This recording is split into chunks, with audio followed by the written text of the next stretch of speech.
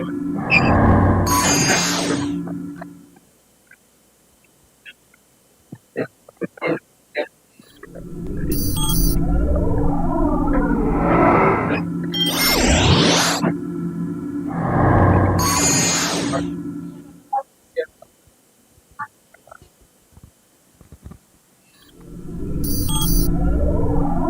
let's continue with the last lesson, pattern recognition and machine learning techniques.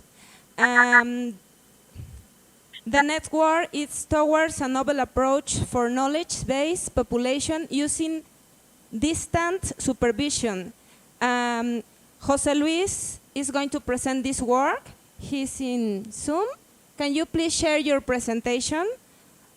Sorry, Juan Luis Garcia Mendoza. Yes, no, don't worry. Okay, just one minute. Can you see my screen? Yes, we can. You have 15 minutes, please. Okay. So, good afternoon. My name is Juan Luis Garcia. I will present you the paper titled "Toward a Novel Approach for Knowledge-Based Population Using Distant Supervision." So, what is the relation between knowledge-based relation extraction, information extraction? Actually, we can use relation extraction to populate knowledge base.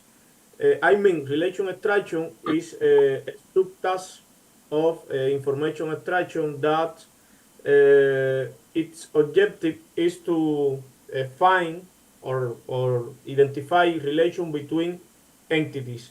So, for example, relation between persons and location, relation between location and organization.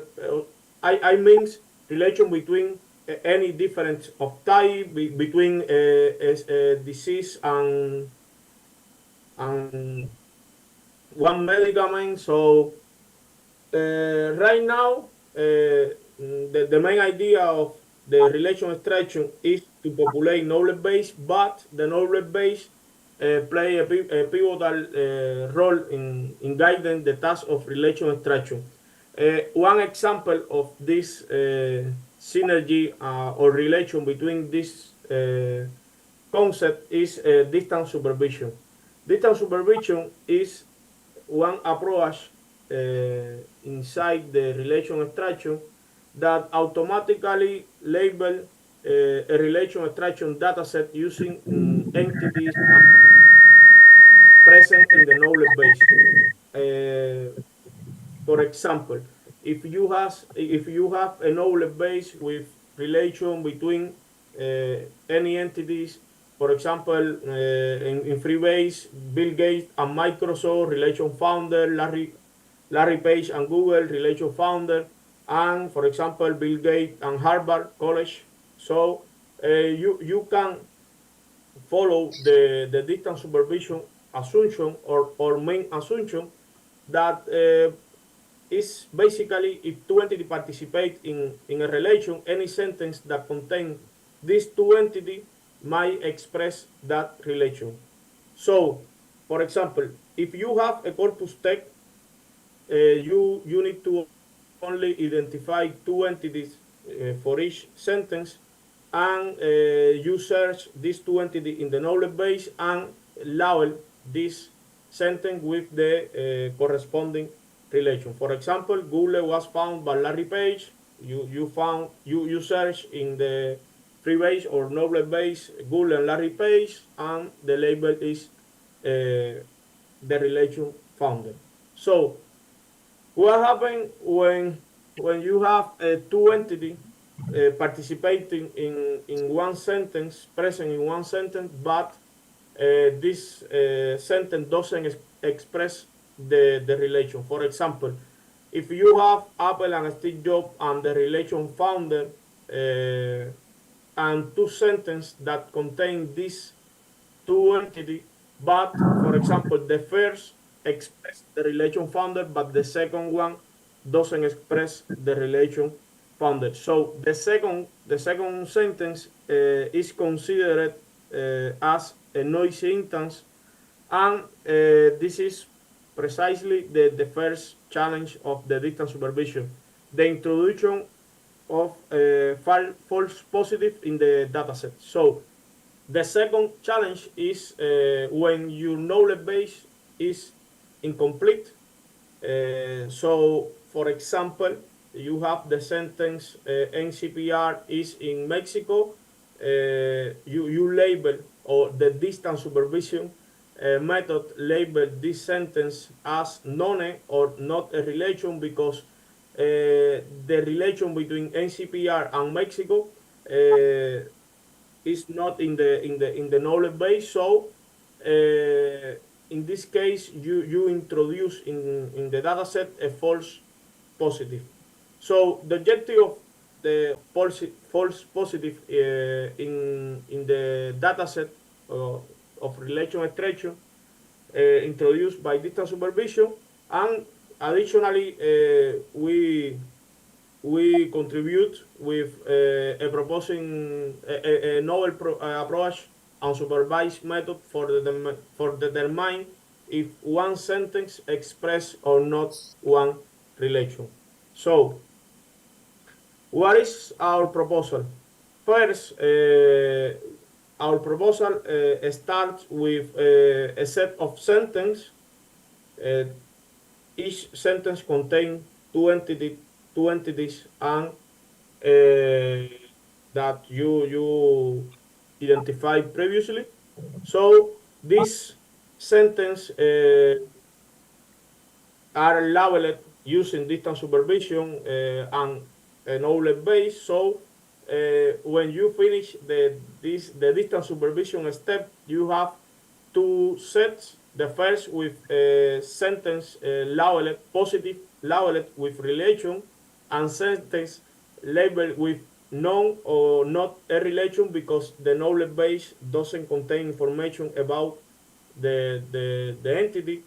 And the idea is first filter the sentence with positive label, with false positive. So because it's the first challenge of data supervision, and the second set, the no sentence or sentence with no non-relation, we can use this set to complete or populate a knowledge base. So we have these two sets after the distance supervision step. So next we use the set of sentence with a positive relation, and we train two functions, f function and g function. The f function, its objective is to get or to obtain a latent space of the relation. I means one space of vector related with one specific relation in particular. We train one f function for each relation. So you have a representation, for example, for leaf relation, diet relation, I don't know, some specific relation, general relation. So you have a space, a vector space for each relation, and the G function, its objective is determine if one sentence, the representation of one sentence adjust to the space of one relation in particular. So what is the flow or the steps?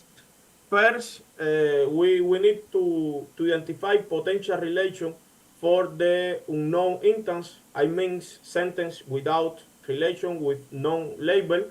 So the potential relation, we obtain the potential relation using the entity type. For example, between one person and one location, we can obtain as potential relation, I don't know, live, died, born, was born, visit. So after this potential relation associated for each to every sentence, we use the function g to determine if the paired sentence and potential relation really express the relation X. For example, if you are NCPR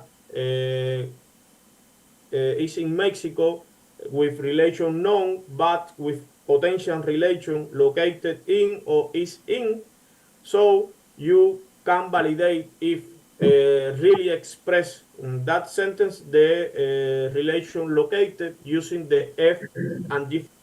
With we obtain the vector of the or the representation of the sentence, and with G we determine if the relation is expressed or no. After, we need to validate, or we have a double check. A local check is for each relation with F and G function, and a global check is with one classified,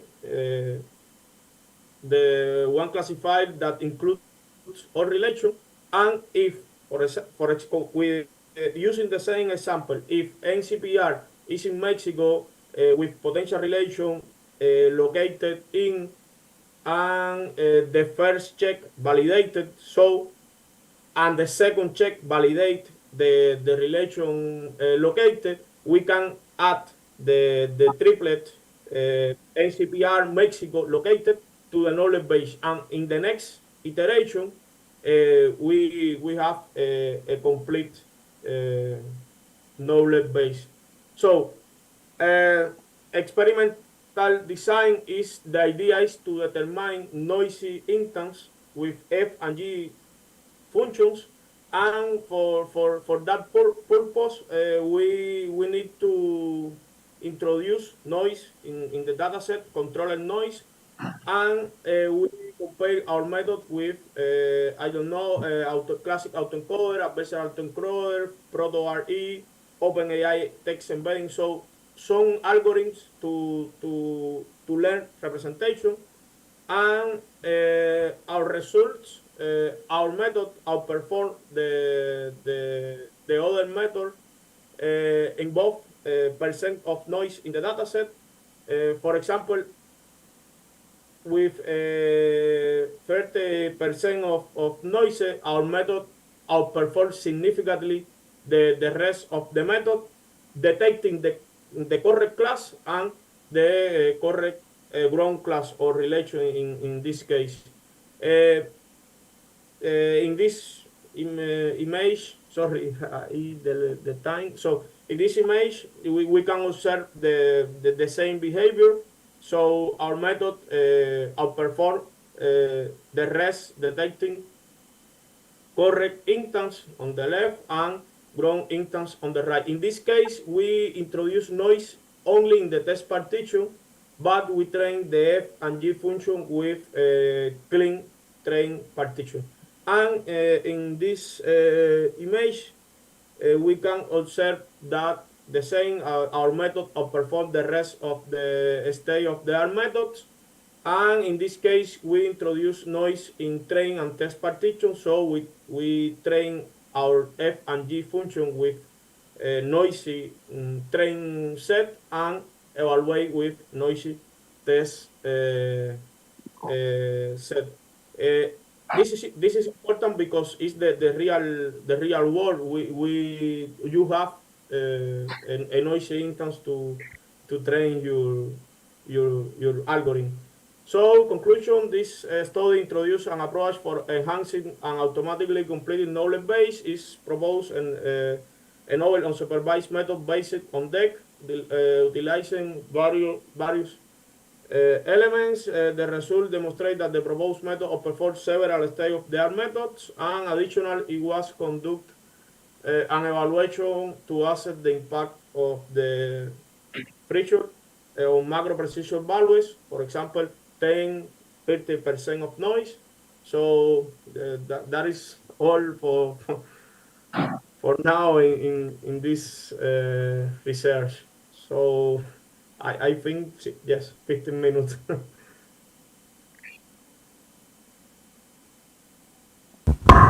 Thank you. It's time for questions. Any question for Juan Luis?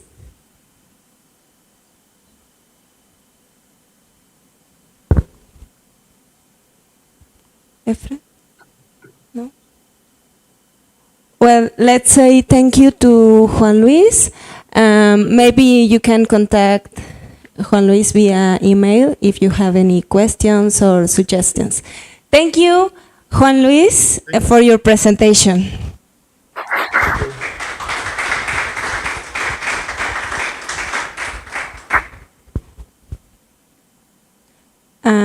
Is Eliaf here? Please.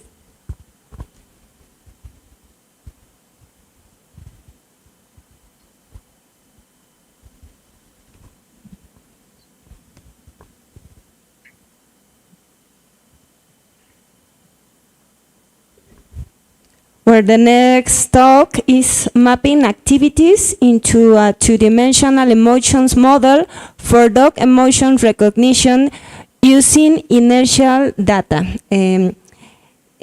Eliaf Garcia Loya is going to present. Thank you. Well, good afternoon, everybody. This is the work that we did for the MCPR 2024, which is titled, well, she already said the title, but I'm going to say it anyways. It's titled Mapping Activities onto a Two-Dimensional Emotions Model for Dog Emotion Recognition.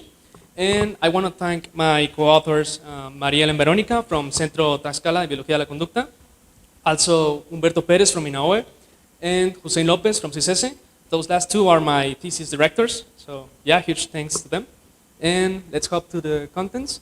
This presentation is divided by the introduction, the emotion section, the data collection section, the results, and conclusions.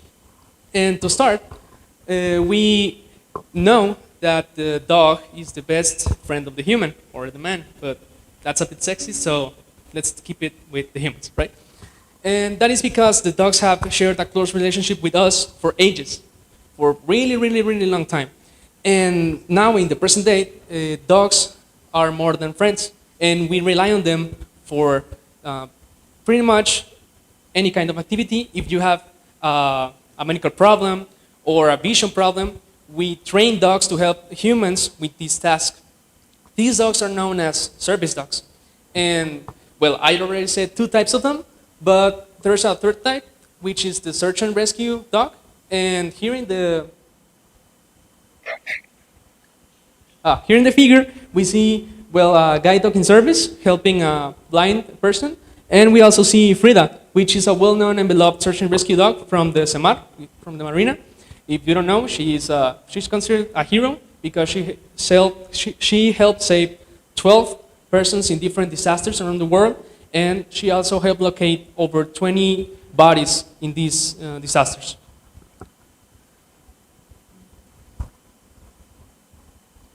There's an important part in the keeping of these dogs, which is animal welfare, which pretty much means the well-being of the dog, both mentally and physically. And in order to maintain them, this, we have to make sure that the dog doesn't go into a lot of stressful situations. But the thing is, service dogs go through this and go through this every day. This can extend even to a point where the dog just doesn't want to work anymore with the task that it was trained to. And here we see in the figure an example of it. This is a 9/11 attack search and rescue dog. In the 9/11 attack, over 300 dogs were deployed as service dogs, but especially the search and rescue dogs got to a point where they didn't even want to find people anymore because they just kept finding bodies, not anyone alive.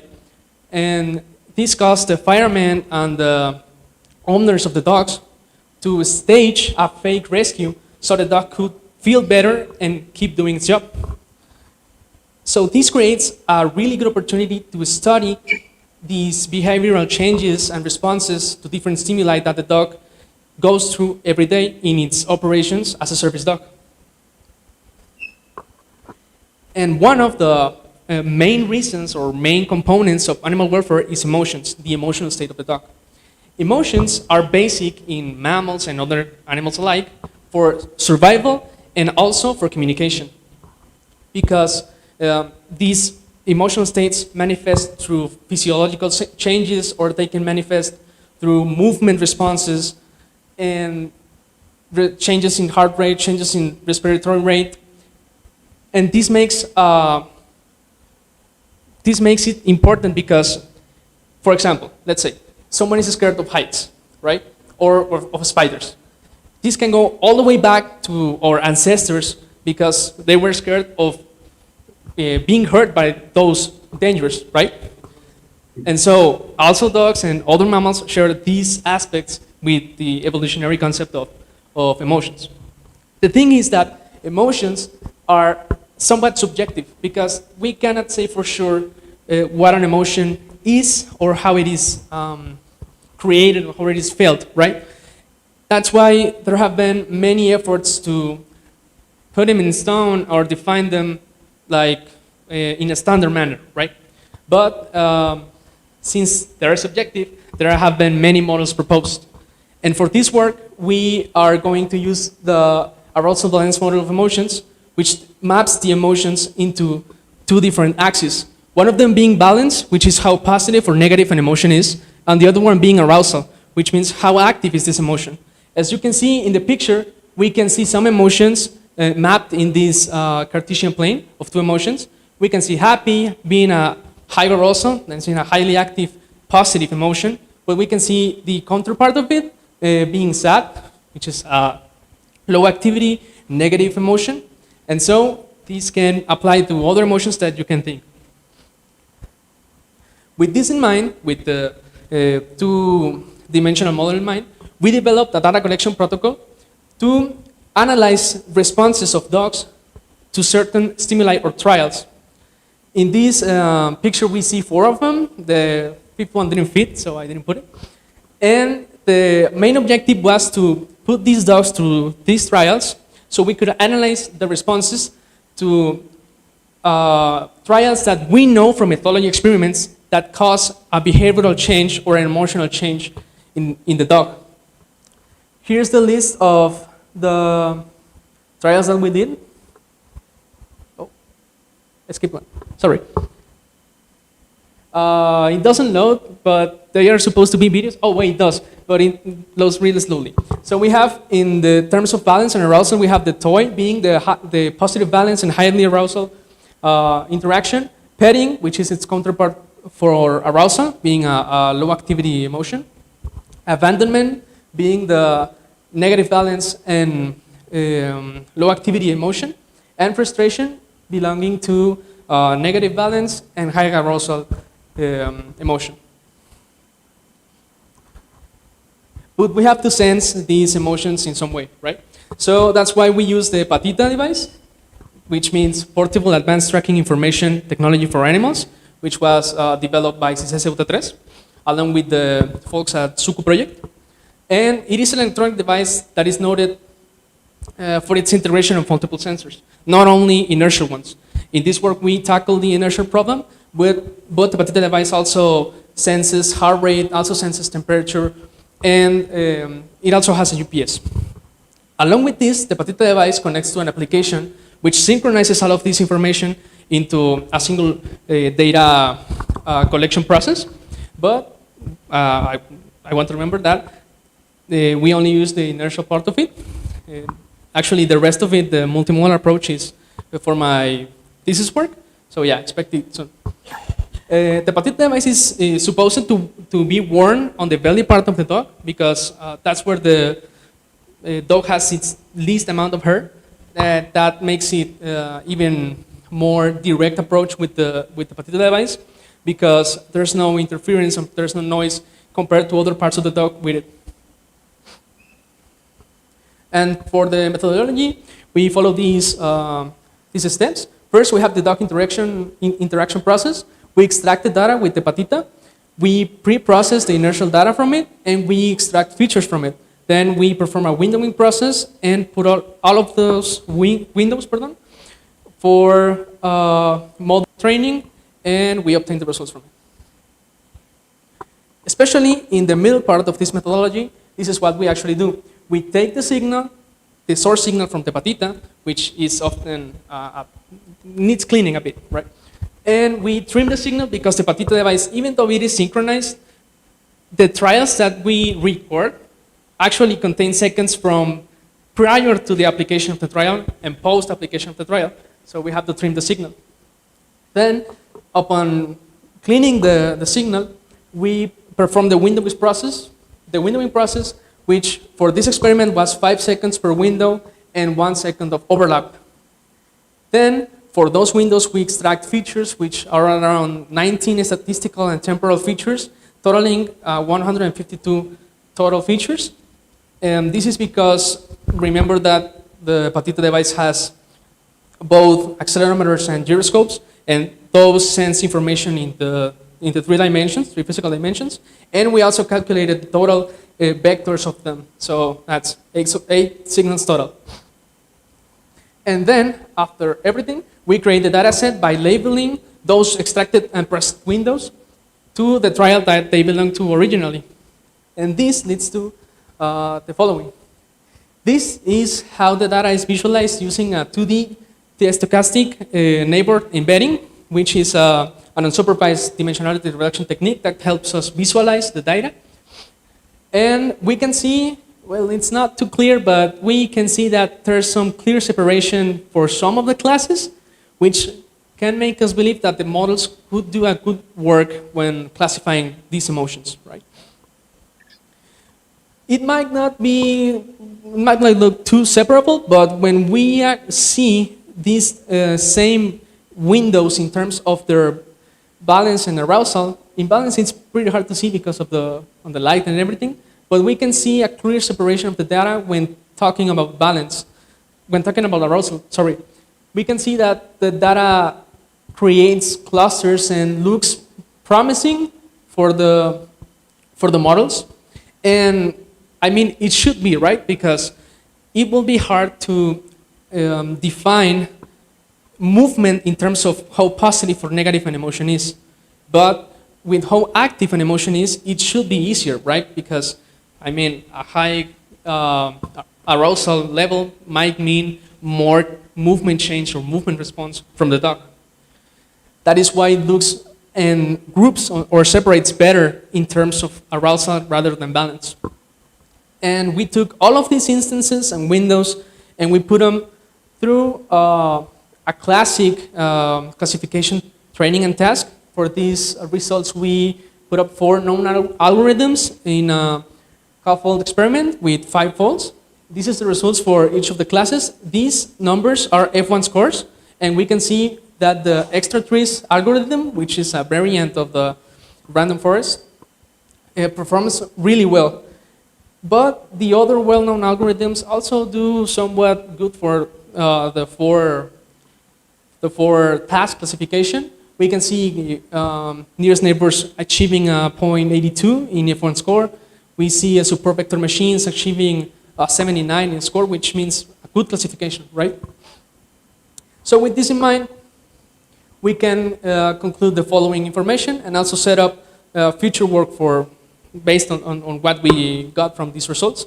And the first is that we can use inertial data to train machine learning models and detect emotions or activities that are mapped into emotions using this balance and arousal model in dogs.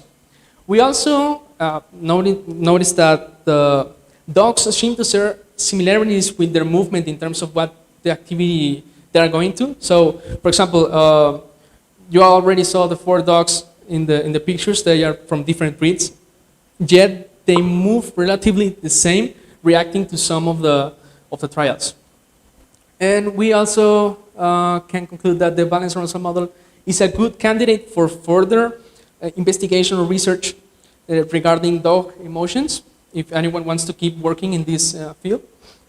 And for future work, we can use inertial data along with other signals also with the patita, to achieve a better understanding of the emotion that we are trying to detect. Because even though one might use movement to determine an emotion, I mean, if I scare someone, they might cringe a bit, or they might put on a scary face. The best way to detect emotion is to tackle it with multiple angles. That's measuring their heart rate to see if their heart rate changes, because they might not move, but they might be scared, physiologically speaking. And there are other examples that can apply to this. And we can also use lightweight portable models like the ones we've seen in the experiments, that we know have adaptations for even lighter devices that don't require too much work. And we can put these models through a mobile application, like the one we are developing right now, to make it accessible so that anyone with the patita and the application can perform the emotion classification task at home. That means veterinarians, us as dog owners, dog trainers, dog handlers that have the search and rescue dogs can perform this kind of monitoring with the dog to some extent, right? And that's it for my presentation. Sorry if it didn't contain too much technical information, but I'd rather explain my problem and make it understandable for everybody rather than explaining a ton of theorems and a bunch of math and a bunch of formulas. But we can talk about it if you want to. I can send you the paper so you can read it. And yeah, that's it for my part. Any questions?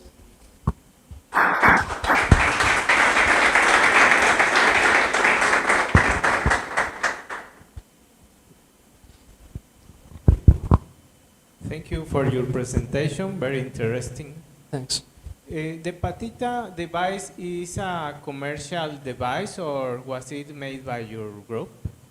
It was made by our group. We are trying to make it commercial, but we are constantly upgrading it. For example, the Patita device that I use for this data collection is already improved because these tests were taken a year ago, and the Patita went under several upgrades, both in its weight and its design. So yeah, currently we are working on improving it even more, even to a point where we can make it commercial. Okay. And my second question is, can you go to the slide when you show the points in a graph? Okay, that one. TSNE is an unsupervised algorithm. Yeah. But there are other approaches when you can use the label, the group, and improve this kind of graph. If you are interested to use this kind of algorithm, we can help you. All right, yeah, that sounds good, because we employed the TSNE because it was like an easier approach and we wanted to do an exploratory analysis, but of course we are open to manually do anything if it's for the better of the project. Yes, because it's like a PCA that they constrain the space, but maybe we can talk later. Yeah, that sounds good. And the final question, is it enough to put the sensor in just one point in the dog, or maybe it's going to be better to think about the different sensor near to different muscles that remains the memory of the dog? Yeah, actually, Patita is the second device that we developed. We have another one which is called Patas, and that one actually puts a lot of sensors in the dog, but in the end that could make the dog uncomfortable. And just for the Patita device, we had a period where the dog needs to adapt to the sensor. And for example, Lumiere, which is the Dalmatian in the figure, actually was looking for the sensor or a way to remove it until she got calm, and we moved on with the trials. So yeah, having a lot of sensors in the different parts of the body will be like like the humans. But I mean, some of us get uncomfortable with having a ton of machines attached to our body. And we can control it as humans. I mean, we can impose ourselves with our mind, but the dogs are more widely, so it might not turn up to be so good. Okay, thank you and congratulations. Thanks.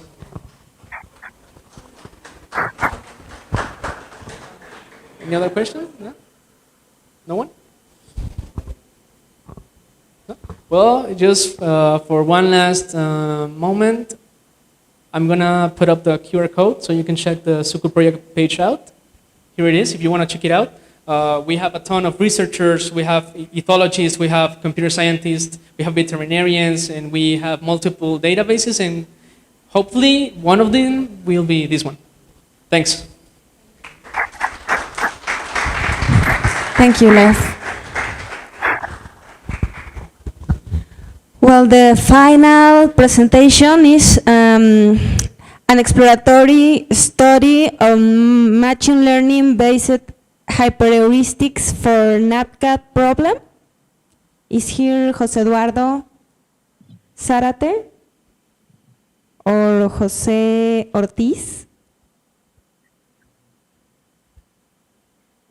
No?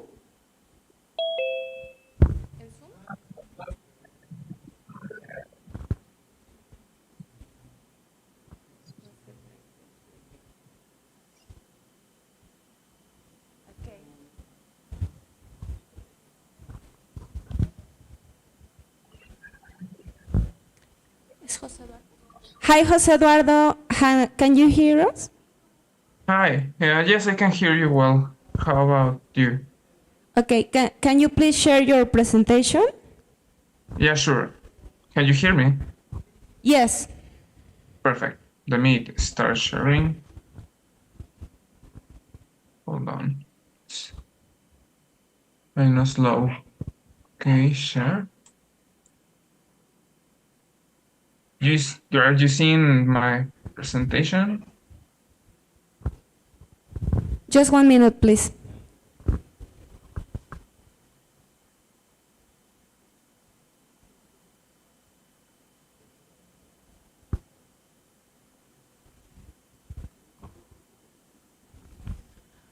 Okay.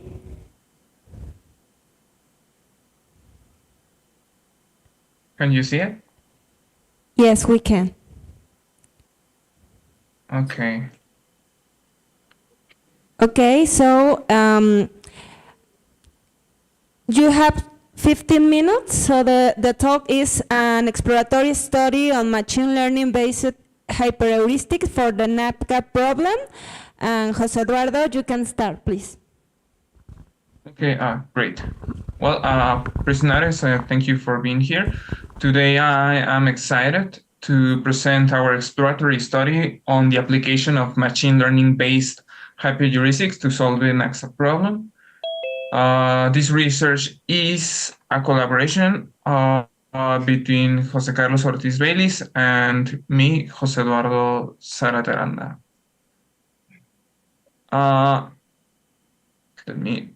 The motivation behind our study stems from the challenge of selecting appropriate heuristics for diverse combinatorial optimization problems.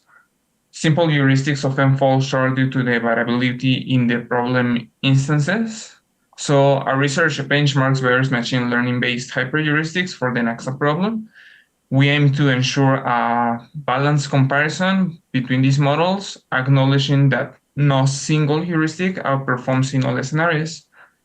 Each heuristic we tested emerged as the top performer in roughly 25%.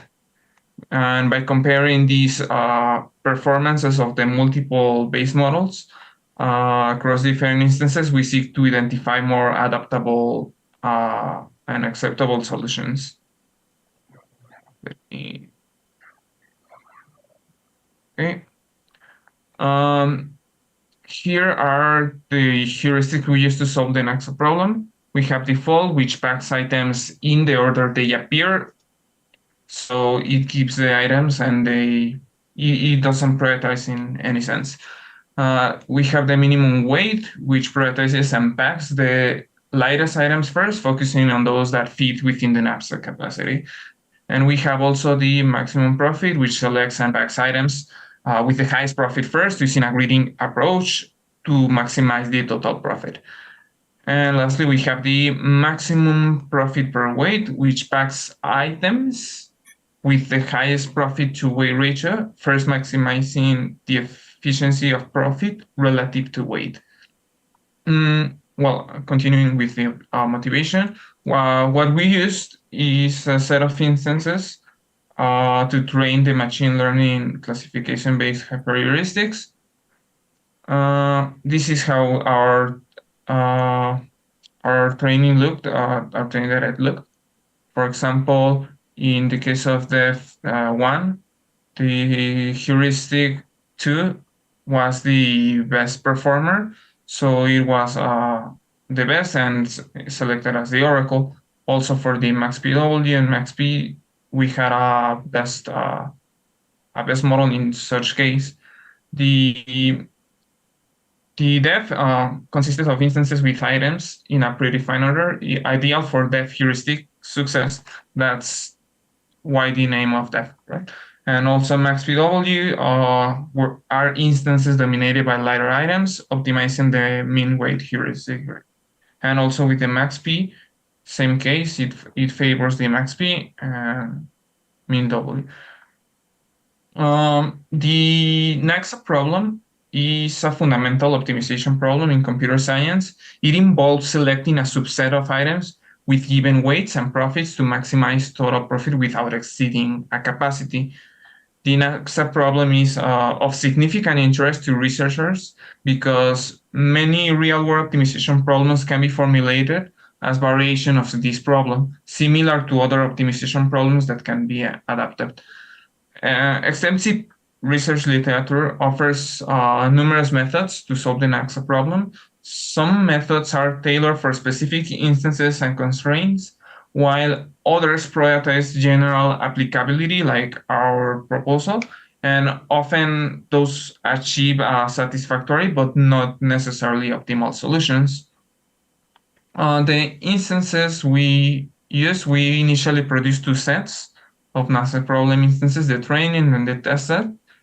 The two sets contain various instances that allow the heuristic to exhibit opposite behaviors. So no heuristic dominates over the other. The training and the test sets contain in total 100 and 400 instances, each with 100 items, and the NASA limit capacity of 64 units. The characteristics of the problem, in this case, the problem instances, are the weight, the profit, and the correlation. The weight indicates the average weight of the items within the instance. The profit represents the average profit of the items within the instance. And the correlation is the percent coefficient between the weights and profits of the items in the instance, reflecting how the weight and profit values are related to each other. It's important to mention that we also normalize these values of correlation to lie between a range of 0 and 1 and not in a range of -1, 1. The experimental setup looks as follows. We had two approaches, the dynamic approach and the static approach. In the dynamic, the hyperheuristics adapt heuristics for each item based on the problem characterization, updating until all items are packed. In the static, the hyperheuristic selects one heuristic for the entire instance and using it repeatedly without further changes. These approaches were applied to all of our models and also for the simple heuristics. And these models were tested across diverse instances that favor in 25% each of these simple heuristics. So we have a library that contains instances of depth, MaxP, MaxPW, and mean weight. In the regard of our results, our analysis of the success rate for the dynamic hyperheuristic reveals several key insights. The plot displayed is a bar chart that shows the success rate percentage of our machine learning based hyperheuristics with the simple heuristics. Each bar indicates the success rate of a method with different blue palette shades representing different sets of problem instance where it had a success rate. In this analysis, the dynamic experimentation significantly outperforms individual heuristics in terms of success rate. The MLP, the multilayer perceptron, is the one that achieved the highest success rate. Now passing to the static hyperheuristic experimentation, it shows a notable increase in success rate compared to the dynamic ones. It generalizes well across different instances. However, despite these improvements, all static hyperheuristics have success rates below 80%, so there's still a room for improvement in such a sense. And now here we are visualizing the normalized profits with the dynamic hyperheuristics. Some dynamic hyperheuristics achieve higher median normalized profits compared to the individual ones, the individual heuristics, particularly the MLP, as we mentioned, on logistic regression, also supervector machines. However, this variance that we observe in the results for the dynamic approach is larger and indicates more variability in their performance. So this larger variance or variability means that while dynamic hyperheuristics often perform well, they do not consistently outperform XPW in a statistically test. And in the static approach for the normalized profits and the methods that we implemented, they exhibit higher median normalized profits compared to individual heuristics, particularly outperforming the max PW. Statistical tests strongly support the superior performance of the static hyperheuristics. So it is common now to see that a static approach is likely better in some sense than the dynamic. In conclusion, our study to explore the use of machine learning methods to produce hyperheuristics for solving the NAXA problem, operating in both dynamic and static modes. Our results suggest that the static approach, which selects a heuristic only once per instance, yields better results than the dynamic, both statistically and on a sample level. And the dynamic approach, while more commonly used, it is there is more computational effort, and it involves invoking the hyperheuristic for each decision, which often results in a smaller or in a less great performance than the static one. For future work, we visualize that it is important to investigate a wider range of machine learning methods to produce this type of hyperheuristics. And this research should be compared with effectiveness not only against traditional heuristic, but also across many more hyperheuristic strategies. And additionally, it is essential to validate the observed difference between static and dynamic in diverse problem domains, not only the NAPSA problem. The validation should use larger and more varied instances to ensure the robustness of the findings. And by pursuing this direction, we can further advance our understanding and improve the performance of hyperheuristics in solving complex optimization problems, not only the NAPSA problem. And thank you very much for your attention. And I think there's room for questions or doubts. Thank you very much.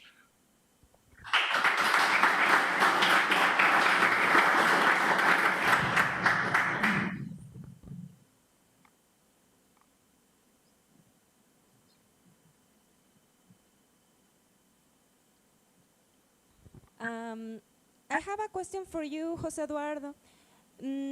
As you say, this problem is a very well-known problem, so there are a lot of meta-heuristics, for example, to solve this version of the NAPCA problem.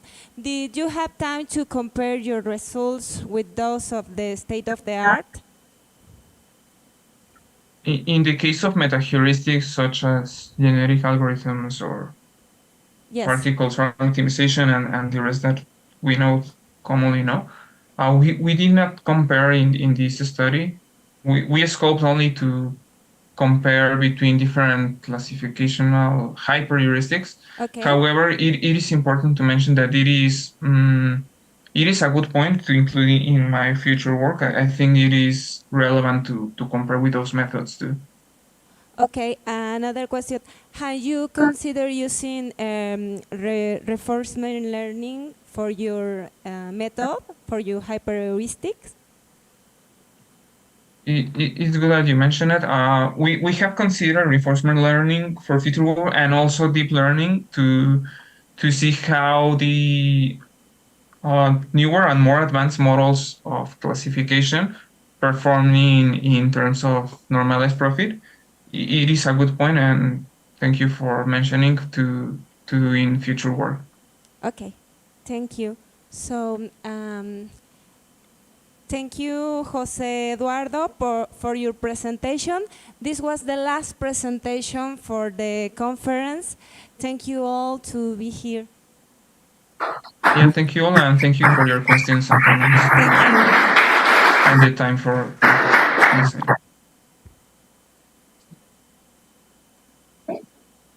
I think there is a final meeting. Okay, there is the final meeting.